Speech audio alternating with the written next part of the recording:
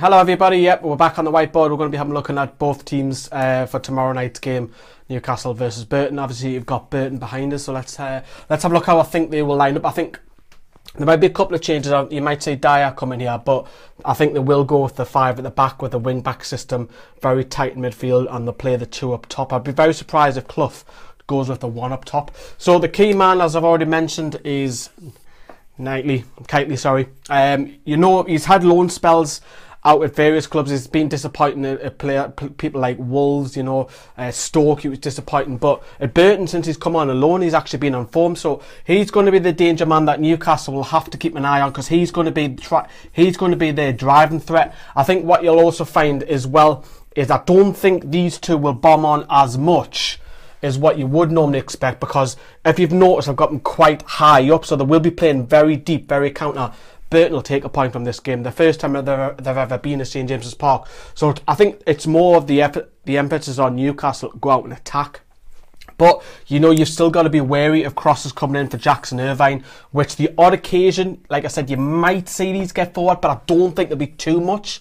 But set pieces, Kitely, got to keep an eye on him. Also from corners as well, set pieces, this guy, recent Australian international, he will be loving that. Marvin Sordell, a bit of a journeyman, isn't he? But he's a little bit unpredictable whether he starts Sordell or Woodrow. I'm not too worried about that, but for me, it's Irvine and Kitely going forward for Newcastle.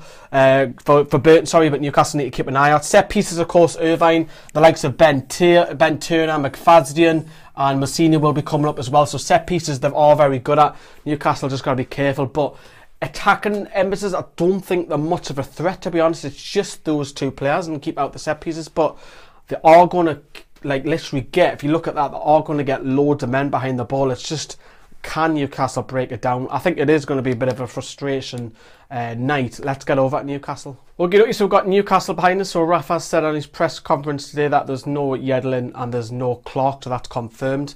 Obviously, check out the video of the press conference, which is out already on the channel. So I think it'll go with Darlow in goal, Anita at right back, Lascelles, Hanley to continue, although I would like to see Mbemba given a chance before the end of the season. Dummett at left back, Richie on the right. I would like to see Atsu coming at left, because I think obviously with Burton's five-man defence, him running at the right wing back will be interesting. Hayden to come in for Colback, although I don't think Colback's done much wrong recently in the last 2 or 3 games. Shelvey in midfield. I think Perez will come in, and then number 10, because Rafa does rotate Diarmi and Perez quite a lot, and then obviously Gale up top, which picks himself. So as I mentioned, we're going to start straight away. As I grab my pen, this man Christian Atsu, for me, I would like to see him start, because as we've already mentioned, that Burton play 5 at the back. If he can get Atsu on the ball and just run at their right wing back, that'll also attract their right centre back, which will then leave space in the middle. So for me, start Atsu, because if it's Gouffran likes to play in this position, and then we haven't got no width. Dummett will come to halfway line, but Dummett hasn't got the legs to bomb on. So for me, start Christian Atsu. I think on the other side, this man's been phenomenal. Matt Ritchie's got 14 goals this season. It's absolutely fantastic.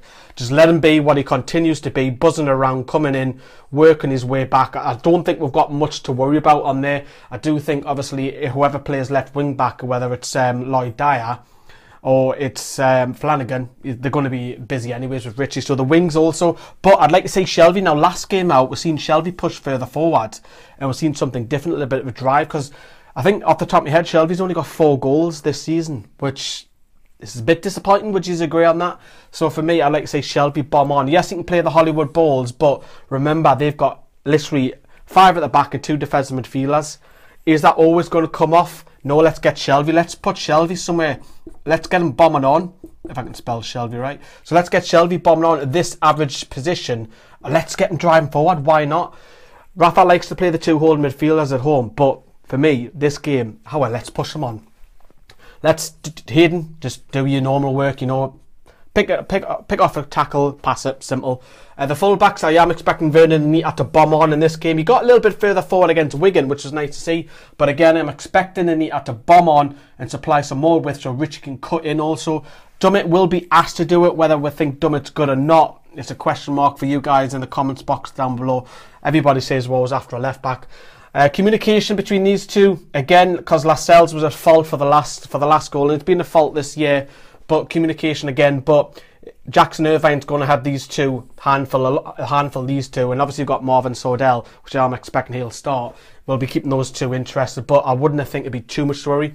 Jose Perez in the attacking midfield role, he needs to get on the ball a lot more because, as I mentioned, they'll sit a lot of men behind the ball. Newcastle, literally probably from about halfway onwards, we need as many bodies forwards as possible, because that'll then, obviously, if we score early, it literally blows Burton's game plan out the window.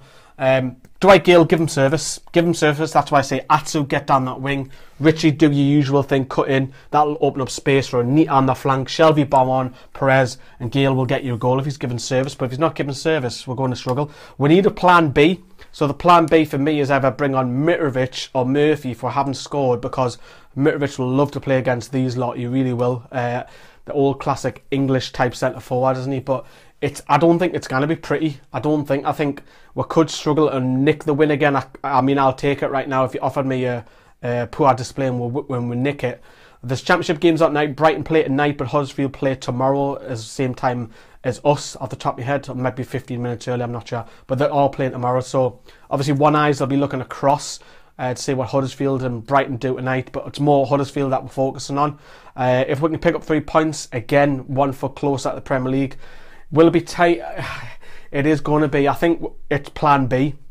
If we haven't scored in the first half, please, the crowd, didn't get restless. Let's get behind the lads in that. But I think plan B needs to come in action. Maybe see some subs earlier on, play 2 up top. Don't wait until the 85th minute, Rafa. Bring it in earlier. So let us know what you think. Obviously, we'll be doing the fan cam straight after the game as well. We had some new people on Saturday, which was nice as well. But let me know what you think. Thank you very much for watching Newcastle Fans TV, and we'll see you later.